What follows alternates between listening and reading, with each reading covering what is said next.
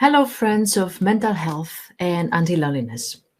Welcome to my 30 days, 30 tip challenge devoted to burnout resilience.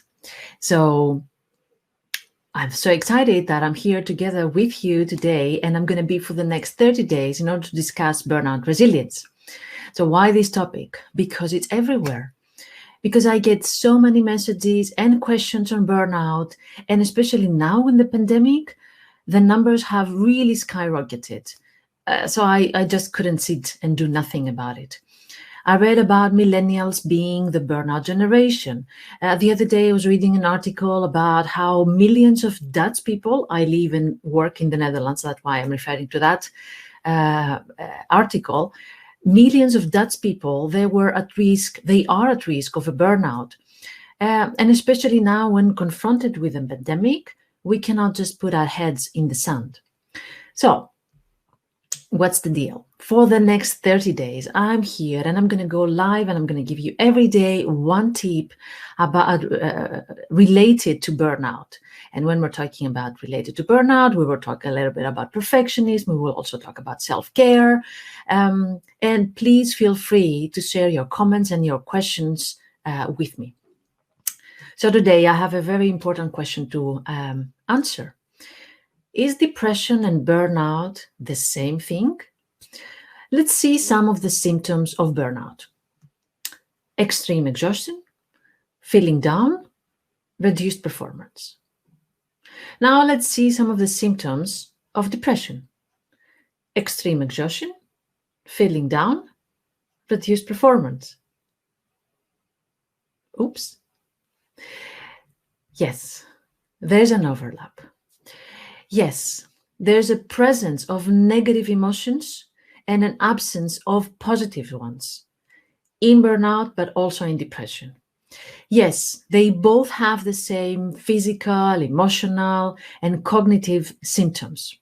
Yes, they both require treatment, and especially when we're talking about long term. I have a few studies in front of me that I would like to share with you. Like, for example, there was a study of French school teachers where 90% of the burnout teachers met criteria for diagnosis of depression. There was another one. 41% of Swedish women, they were found with high burnout and also above threshold scores on depression. There was another one. 53 of Finnish workers suffering from severe burnout also met criteria for depression. So as you can see, there's an overlap, which means that a burnout individual may look, act, seem, and be depressed. A person, especially with severe burnout, may also be depressed. And what do we mean with severe? We mean that being mentally exhausted for a long time and being exposed to a work environment characterized by danger, disappointment, and lack of control. So then, why do we call it depression? Is burnout a proxy for depression? We call it burnout because initially it was related only to work-related issues. And it was the consequence of heavy workload. At least it started like that, but now it has expanded, of course. Also, it's easier and less of a taboo to talk about burnout than to talk about depression. It's really hard to admit depression, and that's why we're here. We're here to fight all this stigma about mental health and about calling things with their name. Imagine, and I'm trying to help you understand why people find it more easy to say that I suffer from burnout than depression. Imagine a doctor's career, how much it would be hurt, or how much he would think that it would be hurt if he would say that he suffered from depression. So the word burnout kind of puts the responsibility on the workplace or the workload. While when we hear that somebody has depression, we put the blame, or we automatically believe that it's their fault, that there's something wrong with them. While burnout kind of subtly implies that it's the workplace's responsibility that we have burnout, or the workload responsibility that we have a burnout. That's the stigma about mental health. So can somebody have burnout without depression? Yeah, and especially at the early stages of burnout, which is the overworking state, or if it's caused by work-related only issues. However, I have seen many people that they change environment, they still have a burnout.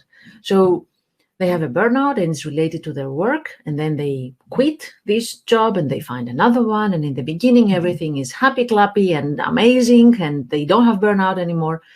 But after a few months, the same symptoms again. So what we want to say and what we want to explore is that burnout overlaps with depression when it's about the mindset, when it's about the emotional and the cognitive symptoms that they are behind this depression or burnout name that we give. So what is important is to figure out what is this mindset that creates a depression, and which is the same mindset that creates burnout. Stay tuned. We will discuss more about burnout in the next 30 days. But if you're looking for, let me see my notes here. If you're looking for more tips, something more than tips about burnout, in February, we will start a 6-week workshop on burnout resilience. So check it out on academy.antiloneliness.com. Bye for now. See you tomorrow with the next tip.